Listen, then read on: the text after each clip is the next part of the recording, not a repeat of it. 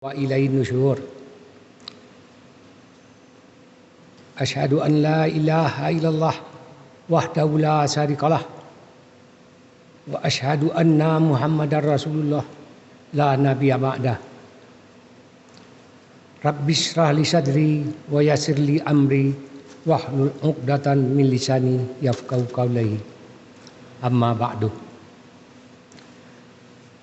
Pertama dan utama sekali, marilah kita bersyukur kepada Allah Subhanahu wa taala yang telah melimpahkan rahmat dan kurnia-Nya kepada kita bersama. Yang mana telah dapat kita melangkahkan kaki, mengayunkan tangan untuk datang ke masjid dalam rangka berubudiah kepada Allah Subhanahu wa taala. Selanjutnya, selawat beriring salam tak lupa kita tujukan kepada arwah junjungan kita Nabi besar Muhammad sallallahu alaihi wasallam yang telah membawa umatnya dari alam kejahilan ke alam ilmu pengetahuan yang sekarang. Baiklah bapak-bapak, ibu-ibu, rahikumullah.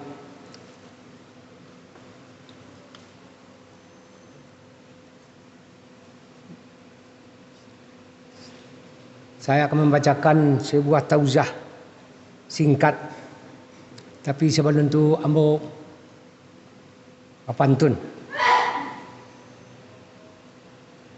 Yaitu ditangguh ikan gulamo dan dapat anak ikan rayo. Diulang-ulang kajian lama supaya taguh iman di dado. Jadi judul tauziah pendek ambo ko berjudul dua balik orang yang didoakan malaikat, yaitu orang-orang yang didoakan oleh malaikat. Satu, orang yang tidur dalam keadaan bersuci.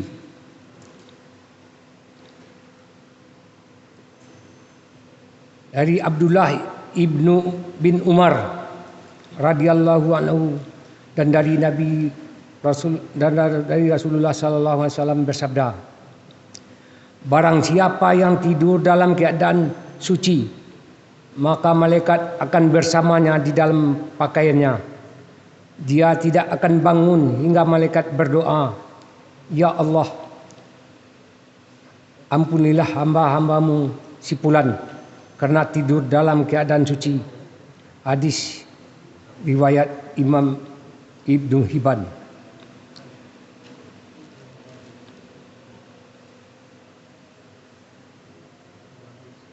Kedua, yaitunya orang yang sedang duduk menunggu waktu salat.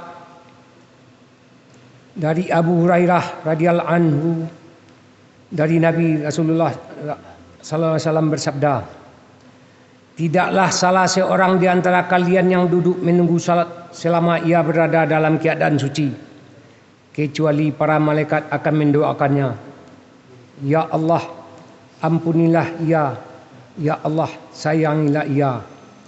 Hadis riwayat Muslim. Yang ketiga, yaitu orang-orang yang berada di saf paling depan di dalam salat berjamaah.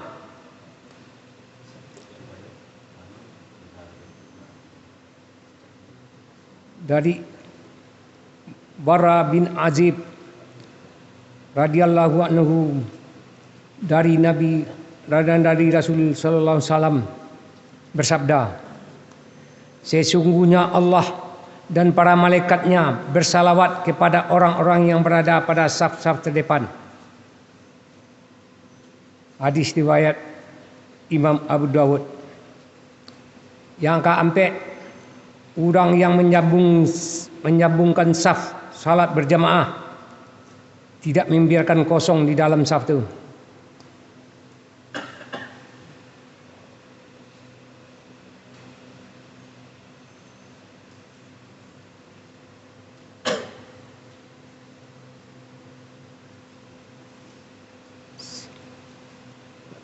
Sabda Rasulullah, sesungguhnya Allah dan para malaikat selalu berselawat kepada orang-orang yang menyambung saf. Hadis Imam Ahmad. Yang kelima, para malaikat mengucapkan amin ketika seorang imam selesai membaca Al-Fatihah.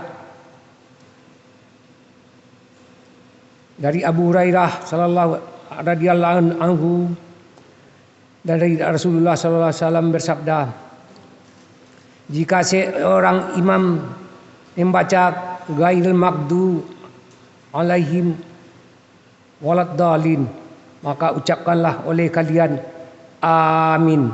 Karena barang siapa ucapan itu bertepatan dengan ucapan malaikat, maka ia akan diampuni dosa-dosanya yang masa lalu.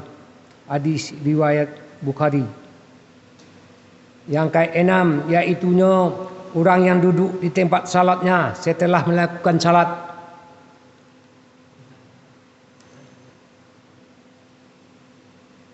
Dari Abu Hurairah radhiyallahu an, dari Nabi Rasulullah sallallahu alaihi wasallam bersabda, para malaikat akan selalu berselawat, berdoa kepada salah satu di antara kalian selama ia di dalam tempat salat di mana ia melakukan salat, selama ia belum batal uduknya. Para malaikat berkata, ya Allah, ampunilah dan sayangilah ia. Hadis Ahmad. Yang ketujuh, orang-orang yang melakukan salat subuh dan salat asar secara berjamaah. Para malaikat berkumpul pada saat salat subuh. Lalu para malaikat yang menyertainya pada malam hari yang bertugas hingga subuh naik, dan malaikat pada siang hari tetap tinggal menetap. Kemudian mereka berkumpul lagi pada waktu salat asar, dan malaikat yang ditugaskan pada siang hari naik ke langit, sedangkan malaikat yang bertugas pada malam hari tetap menetap tinggal. Lalu bertanya Allah kepada mereka, bagaimanakah kalian meninggalkan hamba-hambaku? Mereka menjawab, kami datang sedangkan mereka sedang melakukan salat, dan kami tinggalkan mereka sedangkan mereka melakukan salat. Maka ampunilah mereka pada hari kiamat. Hadis riwayat Imam Ahmad. Kedelapan, yaitunya orang-orang yang mendoakan saudaranya tanpa sepengetahuan orang yang didoakan. Dari Ummul Darda radhiyallahu anhu, dari Rasulullah sallallahu alaihi wasallam bersabda, doa seorang muslim untuk saudaranya yang dilakukan tanpa sepengetahuan orang yang didoakannya adalah doa yang akan dikabulkan. Pada kepalanya ada seorang malaikat yang menjadi wakil baginya setiap kali dia berdoa untuk saudara-saudaranya dengan sebuah kebaikan. Maka malaikat tersebut berkata, amin, dan engkau pun mendapat apa yang didapatkannya. Hadis riwayat Imam Muslim. Kesembilan, orang yang berinfak.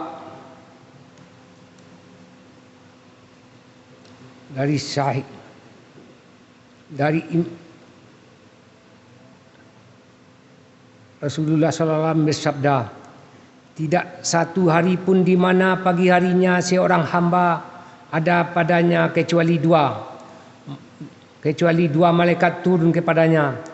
Salah satu di antaranya keduanya berkata, ya Allah, berikanlah ganti bagi orang yang berinfak. Dan lainnya berkata, ya Allah, hancurkanlah harta orang yang pelit. Hadis Bukhari. Yang ke-10, orang yang sedang makan sahur.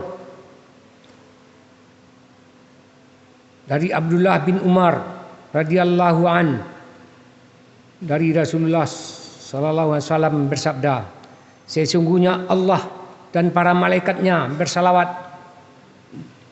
kepada orang yang sedang makan sahur, insyaallah termasuk di dalam sahur untuk puasa sunnah. Hadis riwayat Ibnu Hibban. Yang ke-11, yaitunya orang yang sedang menjenguk orang sakit.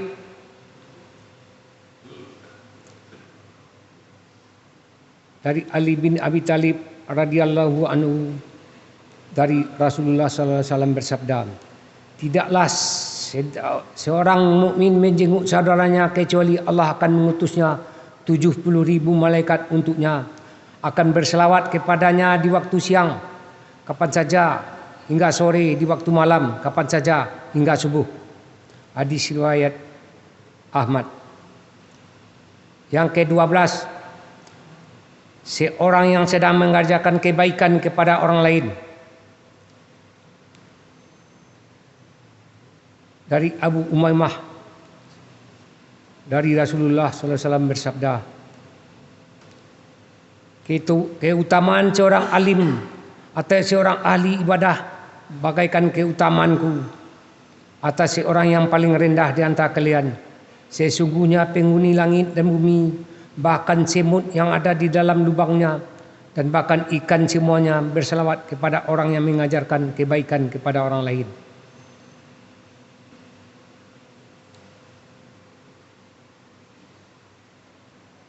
Demikianlah tausiah subuh. Semoga bermanfaat untuk menyempurnakan ibadah kita. Banyak maaf. Wabillahi taufiq wal hidayah. Assalamualaikum warahmatullahi wabarakatuh.